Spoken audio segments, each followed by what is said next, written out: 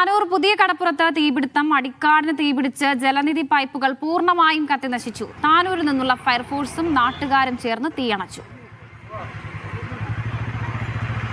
ജംഷീർ കുടിഞ്ഞി വിവരങ്ങൾ നൽകാനുണ്ട്. ജംഷീർ, എങ്ങനെയാണ് ഈ തീപിടുത്തം ഉണ്ടായത്? ഇതിൽ ആർക്കെങ്കിലും പരിക്കുണ്ടോ? മറ്റു വിവരങ്ങൾ? വർഷ, തീപിടുത്തത്തിൽ ആർക്കും പരിക്കേറ്റിട്ടില്ല. താനൂർ പുതിയ കടപ്പുറം നാസർ പടിയിൽ ഇന്ന് വൈകുന്നേരം ഏതാണ്ട് 5 മണിയോട് കൂടിയാണ് തീപിടുത്തം ഉണ്ടാകുന്നത്. അടിക്കാടുകൾ തീപിടിച്ചതാണ്. അത് എങ്ങനെയാണ് തീപിടുത്തം ഉണ്ടായതെന്ന് സംബന്ധിച്ചൊരു വ്യക്തതയില്ല. പക്ഷേ ഈ പ്രദേശത്ത് ജലനിധിക്കായി ഉപയോഗിക്കാനായി കൊണ്ടുവന്ന് സ്റ്റോക്ക് ചെയ്തിരുന്ന പൈപ്പുകൾ ഉണ്ടായിരുന്നു. വലിയ തോതിൽ പൈപ്പുകൾ ഉണ്ടായ പൈപ്പുകളെല്ലാം തന്നെ പൂർണ്ണമായും കത്തിനശിച്ചിരിക്കുന്ന ഒരു സാഹചര്യമാണ് ഉണ്ടായിരിക്കുന്നത്.